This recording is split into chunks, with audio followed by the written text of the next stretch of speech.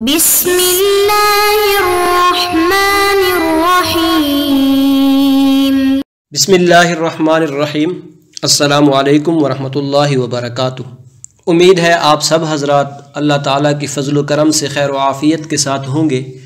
ایم.اے اسلامیات کے مضمون اسلامی اخلاق و تصوف کا آج ہمارا سبق نمبر 48 ہے، اور آج کے اس سبق کے اندر ہم گفتگو کریں گے حضرت نصیر الدین طوسی اور جلال الدین دوانی کے بارے میں۔ عزیز طلباء کرام، آج کا سبق شروع کرنے سے پہلے پچھلے سبق کا خلاصہ دیکھ لیتے ہیں۔ پچھلے سبق کے اندر ہم نے حضرت امام قشیری رحمۃ اللہ علیہ کی زندگی کے بارے میں مختصر انداز میں بات کی تھی، اور اس کے بعد ابو الحسن خرقانی رحمۃ اللہ علیہ کے بارے میں مختصر انداز میں بات کی تھی، اور آج کے اس سبق کے اندر ہم دو شخصیات یعنی نصیر الدین طوسی اور جلال الدین الدوانی کے بارے میں گفتگو کریں گے۔ آئیے اب ذرا ان پر تھوڑی تفصیل کے ساتھ گفتگو کرتے ہیں۔ سب سے پہلے نصیر الدین طوسی، آپ کا نام و نسب ذکر کریں گے، آپ کی تاریخ پیدائش بتائیں گے، پھر اس کے بعد آپ کی زندگی کے چند پہلو ذکر کریں گے، اور پھر اس بات کو ذکر کریں گے کہ آپ کو ہلاکو خان کا قرب حاصل تھا، پھر آپ کی تصانیف بھی ذکر کریں گے، اور آخر میں آپ کی وفات کا تذکرہ کریں گے۔ تو آئیے اب ذرا ان باتوں پر تفصیل کے ساتھ گفتگو کرتے ہیں۔ سب سے پہلے آپ کا نام و نسب۔ آپ کا نام و نسب کچھ اس طرح ہے: نصیر الدین ابو جعفر محمد بن محمد الحسن ہے، اور آپ کی تاریخ پیدائش کے بارے میں کہا جاتا ہے کہ آپ 597 ہجری کو طوس کے علاقے میں پیدا ہوئے۔ عزیز طلباء کرام، آئیے اب آپ کی زندگی کے چند پہلوؤں پر نظر ڈالتے ہیں۔ آپ نے اسماعیلی حاکم ناصر الدین کے ہاں منجم کی حیثیت سے ملازمت اختیار کی، اور آپ کا ارادہ تھا کہ حکومت کے کسی اہم عہدے کے اندر آپ داخل ہو جائیں، لیکن کسی طرح یہ راز ظاہر ہو گیا تو اس کے بعد آپ کو قید کر دیا گیا، لیکن آپ کو قید کرنے کے باوجود آپ کی ملازمت کو باقی رکھا گیا۔ عزیز طلباء کرام، کہا جاتا ہے کہ آپ نے قید کے دوران علم حیات کے بارے میں تحقیق اور جستجو جاری رکھی، اور پھر 465 ہجری کے اندر آپ نے حشیشی شیخ رکن الدین خودشاہ کو ہلاکو خان کے حوالے کر دیا۔ پھر ہلاکو خان نے آپ کو اپنے مشیر کی حیثیت سے بغداد پر حملہ کرنے کا حکم دیا، اور آپ اس کے ساتھ چل پڑے۔ 654 ہجری کے اندر نصیر الدین الطوسی کے ذریعے خورشاہ کی گرفتاری بھی ہوئی، اور 654 ہجری کے اندر ہی ہلاکو خان نے بغداد پر ایک تباہ کن حملہ کیا کہ اس کے بعد بغداد کی تباہی تاریخ کا حصہ بن گئی۔ لیکن جس طرح ہر انسان نے دنیا سے جانا ہے، اسی طرح ہلاکو خان بھی 664 ہجری کو اس دنیا سے رخصت ہوا۔ عزیز طلباء کرام، آئیے اب دیکھتے ہیں کہ آپ کو ہلاکو خان کا قرب کیسے حاصل ہوا۔ کہا جاتا ہے کہ ہلاکو خان نے مراغہ کے اندر ایک رصدگاہ قائم کی، اور آپ کو ہلاکو خان کا قرب حاصل تھا، اور آپ ہلاکو خان کے وزیر بھی رہ چکے تھے۔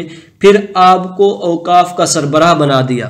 آپ کے بارے میں ذکر کیا جاتا ہے کہ ہلاکو خان کے جانشین اباقہ کے دور میں بھی آپ نے اپنی حیثیت کو برقرار رکھا۔ عزیز طلباء کرام، عقیدتاً آپ اثنا عشریہ شیعہ تھے، اور اسی قابلیت کی وجہ سے آپ ایران کی مقتدر جماعت کے سربراہ بن گئے۔ آپ کے بارے میں یہ بات بھی ذکر کی جاتی ہے کہ آپ نے خلافت عباسیہ کے مقابلے میں ہلاکو خان کا ساتھ دیا۔ اس کے بدلے میں جنوبی عراق میں شیعوں کے مقدس مقامات منگولوں کے حملوں سے محفوظ رہے۔ عزیز طلباء کرام، آئیے اب آپ کی تصانیف ذکر کرتے ہیں۔ آپ نے شیعوں کے اصول و عقائد پر 2 کتابیں لکھیں جو بڑی اہمیت کی حامل تھیں۔ اسی طرح آپ نے تصنیف ابن سینا کی ایک شرح الاشارات و تنبہات بھی لکھی، اور اس کا نام الاشارات و تنبہات کی اس شرح کا نام حل مشکل الاشارات رکھا۔ اس کتاب کے اندر آپ نے فخر الدین رازی کی مخالفت کی اور ابن سینا کی تائید کی۔ عزیز طلباء کرام، آپ کی ایک متصوفانہ کتاب اوصاف الاشراف بھی ہے، جس سے معلوم ہوتا ہے کہ آپ اثنا عشریہ شیعہ تھے، لیکن اس کے باوجود بھی وہ تصوف کا قائل بھی تھا اور حلاج کا مداح تھا۔ اسی وجہ سے وہ اپنے ہم عصروں میں ممتاز مقام رکھتا تھا۔ اسی طرح آپ نے قانون وراثت پر بھی کتابیں لکھیں، اور آپ نے ایک ادبی تصنیف اخلاق ناصری بھی لکھی، اور اس کو لکھنے کے بعد ناصر الدین عبد الرحیم کے سامنے پیش کیا۔ اس کے اندر ابن مسکویہ کا نظریہ صاف نظر آتا تھا۔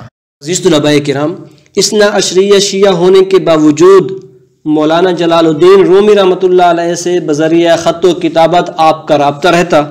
اسی طرح نجم الدین کاتبی رحمۃ اللہ علیہ سے بعض علمی معاملات پر آپ کی بالمشافہ ملاقات بھی ہوئی۔ عزیز طلباء کرام، آخر میں تذکرہ کرتے ہیں آپ کی وفات کا۔ آپ 672 ہجری میں بغداد میں فوت ہوئے۔ عزیز طلباء کرام، آئیے اب جلال الدین الدوانی رحمۃ اللہ علیہ کے بارے میں بات کرتے ہیں، اور اس کے اندر آپ کا نام و نسب، تاریخ پیدائش، آپ کی ابتدائی تعلیم و تربیت، اور معاشرتی اخلاق کے حصول کے لیے 4 طبقات، اور آپ کی اخلاقی سیرت کے لحاظ سے لوگوں کی 5 اقسام ذکر کریں گے۔ اس کے بعد آپ کی تصانیف اور آپ کی شروحات ذکر کریں گے، اور آخر میں آپ کی وفات ذکر کریں گے۔ آئیے اب ذرا ان باتوں پر تفصیل کے ساتھ گفتگو کرتے ہیں۔ سب سے پہلے آپ کا نام و نسب۔ آپ کا نام و نسب محمد بن اسعد جلال الدین ہے، اور آپ کی تاریخ پیدائش کے بارے میں کہا جاتا ہے کہ آپ مقام دوان میں 830 ہجری میں پیدا ہوئے۔ آپ کے والد محترم دوان کے قاضی تھے۔ حضرت ابوبکر صدیق رضی اللہ تعالیٰ عنہ کی نسبت سے آپ کو صدیقی بھی کہا جاتا ہے۔ طلباء کرام، آئیے اب بات کرتے ہیں آپ کی ابتدائی تعلیم و تربیت پر۔ آپ کے بارے میں بتایا جاتا ہے کہ آپ نے اپنی ابتدائی تعلیم اپنے والد محترم سے حاصل کی۔ اس کے بعد آپ شیراز چلے گئے، اور وہاں پر مولانا محی الدین، مولانا حمام الدین اور مولانا صفی الدین کے حلقہ دروس میں شامل ہوتے رہے۔ طلباء کرام، آئیے اب معاشرتی اخلاق کے حصول کے لیے 4 طبقات کا ہونا ضروری ہے، اس پر بات کرتے ہیں۔ عزیز طلباء کرام، الدوانی کے نزدیک اگر معاشرتی اخلاق کو حاصل کرنا ہے تو اس کے لیے معاشرے کے اندر 4 طبقات کا ہونا ضروری ہے۔ سب سے پہلے صاحبان علم کا طبقہ، یعنی علماء، ریاضی اور حیت کے ماہرین وغیرہ، اور دوسرے نمبر پر اہل حربہ یعنی صاحب شمشیر کا طبقہ۔ اسی طرح ایک طبقہ اہل تجارت اور حرفہ کا بھی ہونا چاہیے، اور اسی طرح چوتھا طبقہ زراعت پیشہ لوگوں کا بھی ہونا چاہیے، کیونکہ زراعت پیشہ لوگوں کے بغیر معاشرہ نہیں چل سکتا۔ طلباء کرام، آئیے اب بات کرتے ہیں اخلاقی سیرت کے لحاظ سے لوگوں کی 5 قسمیں۔ آپ نے نصیر الدین الطوسی کی اتباع میں اخلاقی سیرت کے لحاظ سے لوگوں کی 5 قسمیں ذکر کی ہیں۔ آپ کے نزدیک سب سے پہلا گروہ نیک لوگوں کا ہے، یعنی جو اپنے قول اور فعل سے دوسروں کو متاثر کرنے والے ہوتے ہیں۔ آپ کے نزدیک یہ لوگ زبدۃ الخلائق تھے، اس لیے فرماتے تھے کہ حاکم وقت کے لیے ضروری ہے کہ ایسے لوگوں کا عزت و احترام کرے اور ان لوگوں کا اکرام بھی کرے، اور آپ کے نزدیک ان سے مراد ارباب تصوف، شیوخ طریقت اور علماء شریعت ہیں۔ آپ کے نزدیک دوسرا گروہ ان لوگوں کا ہے جو فطرتاً نیک ہیں، اچھے کام کرتے ہیں لیکن لوگوں پر اثر نہیں ڈالتے۔ اسی طرح آپ کے نزدیک تیسرا گروہ ان لوگوں کا ہے جو موقع کی مناسبت سے نیکی بھی کرتے ہیں اور موقع کی مناسبت سے برائی بھی کرتے ہیں اور دوسروں کو متاثر بھی نہیں کرتے۔ اور آپ کے نزدیک چوتھا گروہ ان لوگوں کا ہے جو فطرتی طور پر بد ہیں، گناہ گار ہیں، لیکن دوسروں کو متاثر نہیں کرتے۔ آپ کے نزدیک پانچواں گروہ ان لوگوں کا ہے جو فطرتاً خود بھی بد ہیں اور دوسروں کو بھی متاثر کرتے ہیں۔ طلباء کرام، یہ 5 قسم کے گروہوں میں لوگوں کو تقسیم کرنے کے بعد آپ نے نیکی اور بدی کے محرکات پر بھی بحث کی ہے۔ طلباء کرام، آئیے ایک نظر آپ کی تصانیف اور شروحات پر بھی ڈالتے ہیں۔ آپ نے عربی میں فلسفہ تصوف کی مشہور کتابوں کی شروحات بھی لکھیں۔ اسی طرح آپ نے عقائد تصوف اور فلسفہ پر رسائل بھی لکھے، اور علامہ تفتزانی کی کتاب تہذیب المنطق والکلام کی شرح بھی لکھی۔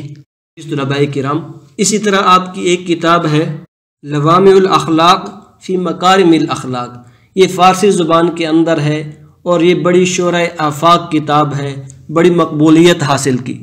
یہ کتاب اخلاق جلالی کے نام سے مشہور ہے، اور اخلاق جلالی در حقیقت اخلاق ناصری کو نئے انداز میں پیش کرنے کی ایک کوشش ہے۔ عزیز طلباء کرام، آپ فرماتے تھے کہ اگر ملک کو صحیح طور پر چلانا ہے تو پھر اس کے لیے ایک اعلیٰ ملکی قانون، فرما روا اور سکہ رائجہ کا ہونا ضروری ہے۔ قانون سے مراد شریعت ہے، اور فرما روا حاکم سے مراد وہ حق جس کو اللہ تعالیٰ کی تائید حاصل ہو، اور وہ ایسا حاکم ہو کہ اس کے اندر عوام کی رہنمائی کرنے کی صلاحیت بھی ہو، تاکہ اس کی حکومت کے اندر ہر شخص اپنی صلاحیتوں کو کام میں لائے اور اپنے مقاصد زندگی حاصل کرے۔ یہ بھی فرماتے تھے کہ اگر صالح حکومت ہوگی تو یہ امامت ہے، اور اگر غیر صالح حکومت ہوگی تو پھر یہ جابرانہ حکومت ہے۔ عزیز طلباء کرام، آپ کے نزدیک عادل حکمران زمین پر ذل اللہ، خلیفۃ اللہ اور رسول اللہ صلی اللہ علیہ وسلم کا نائب ہوتا ہے۔ چنانچہ آپ اپنی پسندیدہ شخصیت اوزون حسن کو خلیفہ کہہ کر پکارتے تھے۔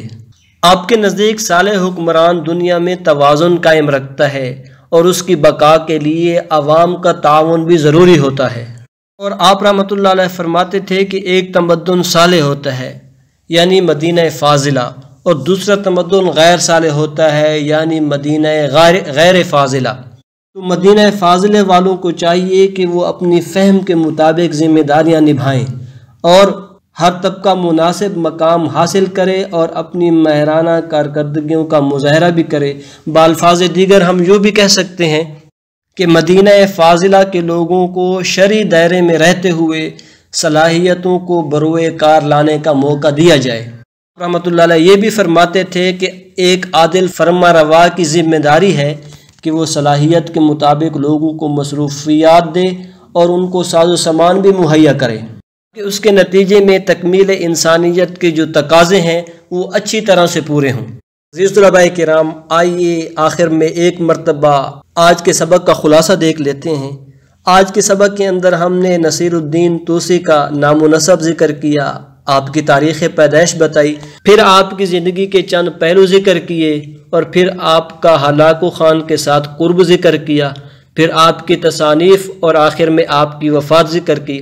اس کے بعد جلال الدین الدوانی کے بارے میں بات کی، آپ کا نام و نسب ذکر کیا، آپ کی تاریخ پیدائش بتائی، پھر آپ کی ابتدائی تعلیم و تربیت پر ایک نظر ڈالی، پھر یہ بتایا کہ معاشرتی اخلاق کے حصول کے لیے لوگوں کے کون سے 4 طبقات ہیں، اور پھر یہ بھی بتایا کہ اخلاقی سیرت کے لحاظ سے لوگوں کی کون سی 5 قسمیں ہیں، پھر آپ کی تصانیف اور شروحات ذکر کیں، اور آخر میں آپ کی وفات کا ذکر کیا۔